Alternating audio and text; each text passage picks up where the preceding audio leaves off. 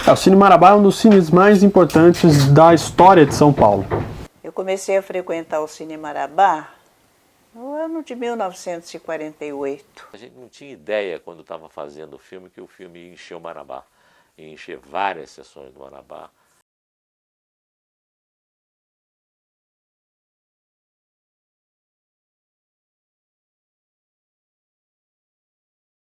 O Cine Marabá foi fundado em maio de 1945. É o único cinema comercial aberto no centro de São Paulo, no que seria a antiga Cinelândia. Cinelândia é uma região que compreende o centro de São Paulo, onde na década de 40, 50, até um pouco mais, se concentraram os cinemas de rua. Era muito comum o Cine Marrocos, o Cine Paissandu, o Marabá, o Ipiranga.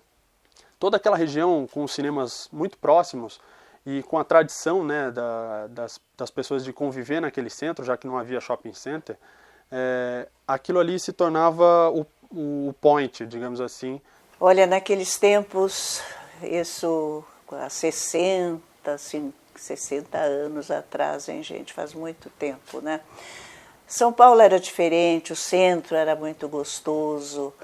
E a gente vinha para o centro, vinha ali para a Avenida Ipiranga, e era o Cinema Marabá, o nosso ponto de encontro ali. Ficava o pipoqueiro ali na frente, e era tudo muito limpo, pessoal, era muito agradável. Tinha os lanterninhas também, era muito engraçado, viu?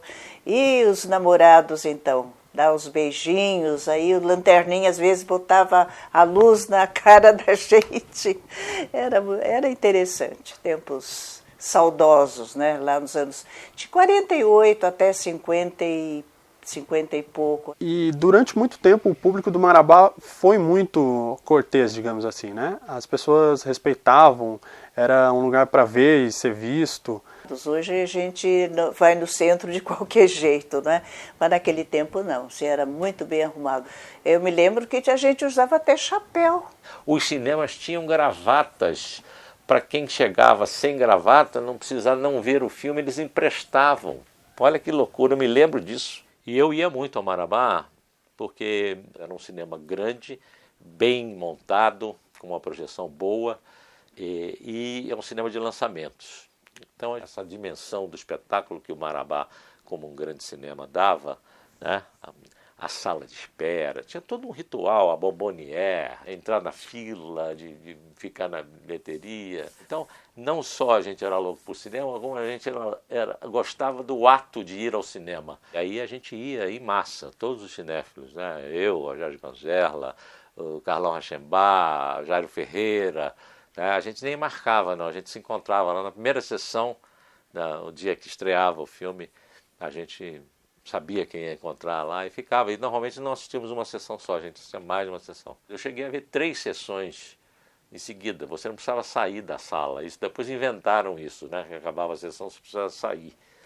E não era assim, você podia ver quantas sessões quisesse. Se você tivesse paciência e estômago, né? Porque você não comia, você ficava lá vendo o filme sem comer. E cheguei a ver filmes grandes com intervalo no meio e que tinha uma orquestra assim, de uns 10 músicos que tocava antes do filme, no intervalo, tocando ali ao vivo. Coisa, uma ideia de espetáculo totalmente diferente do que a gente tem hoje quando assiste um filme de madrugada sozinho em casa. Aí que eu comecei a fazer cinema, né? E o sonho secreto era ver algum dia algum filme que eu tivesse fotografado na tela do Marabá. Era uma coisa que não era nem consciente, eu tinha esse desejo inconscientemente, eu sabia que algum dia eu queria sentar numa poltrona do Marabá e ver lá a direção de fotografia, Carlos Hebert. E um dia ele se realizou, porque o Bandido Luz Vermelha, que foi na realidade o primeiro longa-metragem que eu participei como câmera e diretor de fotografia, ele estreou no Marabá, tá? Então foi uma emoção enorme e a gente foi lá, inclusive ficava na porta do cinema, a gente era meio fiscal de porta de cinema. A gente ia para ver, porque nessa época existia no ar uma coisa de que uma parte da bilheteria não era computada no borderô, ia diretamente ou para os funcionários que roubavam, né, o dono do cinema, ou o exibidor que não queria dar para o distribuidor a parte dele integral, né? Então a gente resolveu ser fiscal de cinema. A gente se revezava, ia numa sessão, outro ia noutra, para ver, né? As distribuidoras tinham, como é que se diz, fiscais, mas a gente fiscalizava os fiscais. Então a gente ia lá para ver isso aí.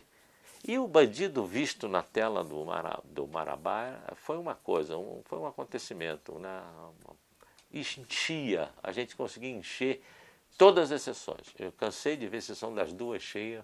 O filme foi um sucesso, né? A gente não esperava isso, a gente sabia que o filme tinha um apelo popular, mas a gente não tinha ideia, quando estava fazendo o filme, que o filme ia encher o Marabá, ia encher várias sessões do Marabá.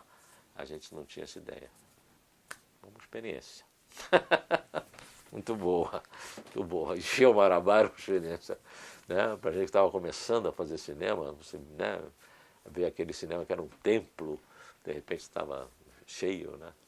Nesse período o Cine Marabá passou por bastante coisa, passou por uma época de auge, foi mais o começo, quando ele tinha grandes premieres. Depois, com a chegada da TV em cores ao Brasil e a mudança do eixo do cinema para Paulista, ele deu uma queda, mas se sustentou ainda um pouco com a pornô chanchada, os filmes de Davi Cardoso.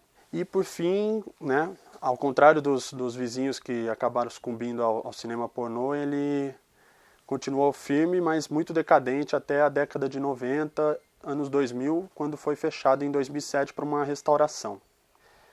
Ele foi restaurado, principalmente a fachada, a entrada do cinema, as colunas, o lustre, a recepção ali, onde as pessoas esperam o filme. Embora tenha traços de modernidade, ele ainda preserva muita coisa, até porque a prefeitura exige, né? O processo de restauro exige a manutenção de alguns traços arquitetônicos da época. Fora isso, o cinema também tem a Sala 1, que é uma sala que é o resquício da grande sala. Ele mantém a boca de cena como era antigamente, os traços arquitetônicos do teto e das laterais da tela também permanecem iguais. E reabriu em 2009 e desde então ele é um multiplex com 5 salas parecidas com as salas de shopping, mas ainda com a aparência externa do cinema antigo. Agora eu vi que ele virou uma sala múltipla, né? É melhor do que morrer, melhor do que virar um estacionamento ou um supermercado, né? Virar uma sala múltipla, pelo menos continua sendo cinema, né? Eu acho que o Marabá resistiu um pouco hoje pela insistência da PlayArt. Acho que no passado foi um golpe até de sorte e hoje é por conta da PlayArt, por conta da presidente do grupo, a dona Elda, que admira muito o cinema e topou a restauração. Foi muito maravilhoso quando eles ressuscitaram o Cine Marabá, porque o Ipiranga esteve fechado muitos anos. Então a gente não tinha ali no centro um cinema assim bom, bonito, que a gente chamaria de cinema moderno, não é? E foi uma coisa muito espetacular de terem reformado e manterem ele até os nossos dias, não é? Porque hoje a gente tem cinemas bons só nos shoppings e ali no centro, felizmente, ficou o Marabá.